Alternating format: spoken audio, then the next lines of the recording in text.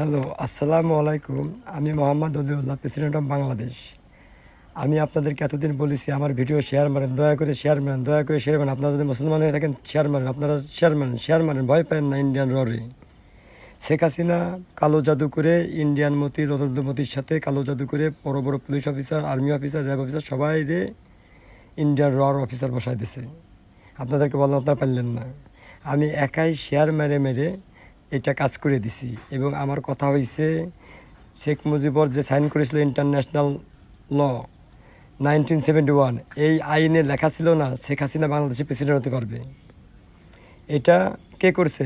Indian president করছিল সেই সময়। তারপরে আসলো সে নরেন্দ্র মোদী ওই চেয়ার ধরে রাখিছে একাই। এখন আর পারতেছে না কি জন্য? ইউনাইটেড নেশন যেখানে আমরা সাইন করেছিল শেখ মুজিবর, ওখানে ওই আইনে শেখ হাসিনা প্রেসিডেন্ট থাকতে পারবে না। আর 15 বছর একটানা প্রেসিডেন্ট, এটা বাংলাদেশ আইনে নাই। শেখ হাসিনা আইন চেঞ্জ করছে, এটা চেঞ্জ করতে পারবে না। ঠিক আছে, শেখ মুজিবরের মেয়ে হলে যে চেঞ্জ করতে পারবে তা না, শেখ মুজিবরের মেয়ে হলে কালো জাদু করতে পারবে না। মুসলমান রাষ্ট্র বাংলাদেশ, মহিলা মানুষ প্রেসিডেন্ট হতে পারে না মুসলমান রাষ্ট্র। যেরকম ইন্ডিয়ার প্রেসিডেন্ট মুসলমানরা হতে দেয় না, তাহলে এখন হবে কি জন্য? ইন্ডিয়া যেহেতু বাংলাদেশের ভিতর ঢুকছে, বাংলাদেশ এখন ইন্ডিয়ার ভিতর ঢুকবে ইনশাল্লাহ। খেলা লেগে গেছে। এবং আপনারা যদি আপনাদের সাহস থাকে, এখন আপনারা বেশি বেশি করে শেয়ার করবেন আমার ভিডিও। আর পুলিশ, র্যাব, আর্মি আপনাদের যে ডিউটি দিয়ে দেওয়া হয়েছে শেখ হাসিনা অ্যারেস্ট করার, শর্ট টাইমে আপনারা অ্যারেস্ট করে ফেলেন। আর কেউ আপনাদের কিছু বলতে পারবে না। আর যত বড় বড় ইন্ডিয়ার র অফিসার আছে, আপনার অ্যারেস্ট করে জেলখানায় ভরা আরম্ভ করেন আজকে রাত্রির থেকে।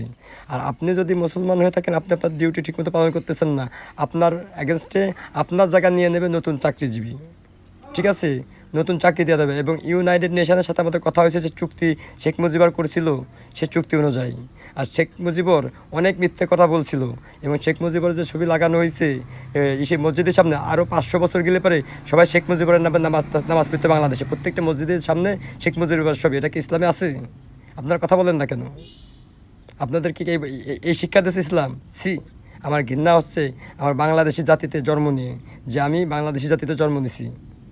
ঠিক আছে, তারপরেও আল্লাহ আমার উপরে অনেক হেদায়েত দান করেছে। ইনশাল্লাহ বাংলাদেশের জাতি আবার সঠিক ইসলামে ফেরত আসবে ইনশাল্লাহ। বলেন আপনারা সবাই, এবং বেশি বেশি করে ভিডিও শেয়ার করবেন আল্লাহর রাস্তায় ইনশাল্লাহ।